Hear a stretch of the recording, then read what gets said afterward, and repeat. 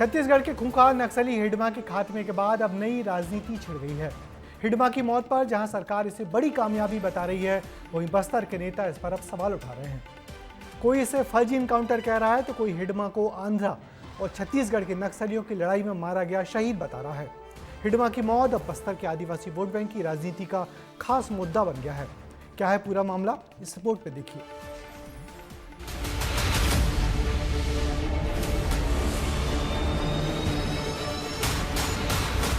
छत्तीसगढ़ में खूंखार नक्सली माडवी हिडमा की मौत के बाद अब छत्तीसगढ़ ही नहीं, मध्य प्रदेश में भी सियासत हो रही है।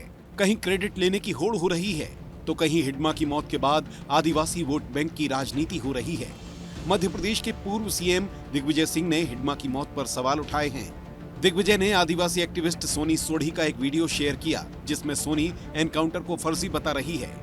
दिग्विजय ने लिखा, मैं नक्सली हिंसा का घोर विरोधी हूँ। उनके साथ कोई समझौता होकर उन्हें आत्मसमर्पण कराया जाता है, मैं इसके पक्ष में हूँ। लेकिन विषय कुछ और है। क्या बस्तर संभाग आदिवासी क्षेत्र में भारत सरकार पैसा लागू करना चाहती है या नहीं? क्या एसआईआर की शर्तों को देखते हुए उनके पास पर्याप्त प्रमाण होंगे जिससे उनका नाम मतदाता सूची में शामिल हो सकेगा?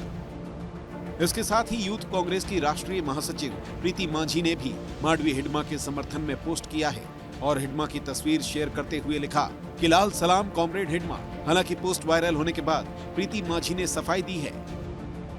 हिडमा मरने के बाद मैंने वो लाल सलाम, मैंने वो एआई जनरेटेड ग्राफ है। हम नक्सलियों का कभी सपोर्ट नहीं करते। हम संविधान को मानने वाले लोग हैं, गांधीवादी विचारधारा के लोग हैं। गलत तरीके से पोस्ट किया जा रहा है। मुझे नहीं पता है कि किस इंटेंशन की वजह से ये पोस्ट किया जा रहा है। दिग्विजय सिंह और प्रीति माझी के पोस्ट के बाद सियासी पारा चढ़ गया। मध्य प्रदेश से लेकर छत्तीसगढ़ तक सियासत हुई। छत्तीसगढ़ के डिप्टी सीएम विजय शर्मा ने करारा जवाब दिया तो मध्य प्रदेश के कैबिनेट मंत्री विश्वास सारंग ने भी दिग्विजय सिंह को देशद्रोहियों के साथ खड़े रहने की बात कर दी।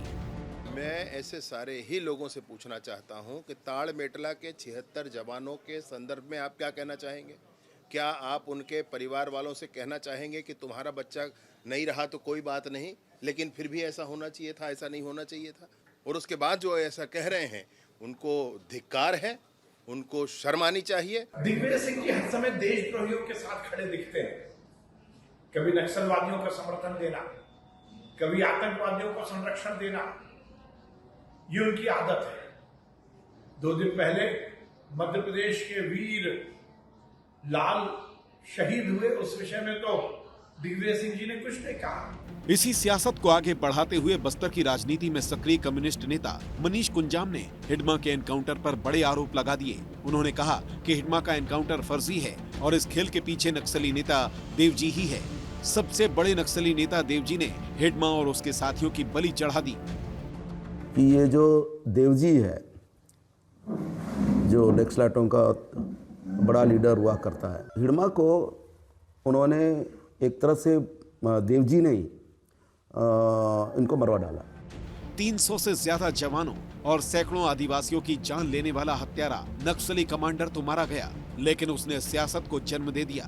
लेकिन नक्सली पर सियासत करना कितना सही है, ये एक बड़ा सवाल है। ब्यूरो रिपोर्ट, विस्तार न्यूज। तो खूंखार नक्सली हिडमा का अंत भले ही जंगलों में हुआ हो, लेकिन उसकी गूंज अब सियासत के गलियारों में साफ साफ सुनाई दे रही है। कोई क्रेडिट लेने की होड़ में है तो कोई आदिवासी भावनाओं की राजनीति कर रहा है और कोई एनकाउंटर पर ही सवाल खड़े कर रहा है। पर सच यही है कि हिडमा जैसे खूंखार नक्सली का खात्मा सुरक्षा बलों की बड़ी जीत है। अब असल सवाल यह है कि क्या नक्सलवाद पर राजनीति करना नेताओं की मजबूरी है या फिर ये मुद्दा वाकई चुनावी जरूरत इनके लिए बन गया है।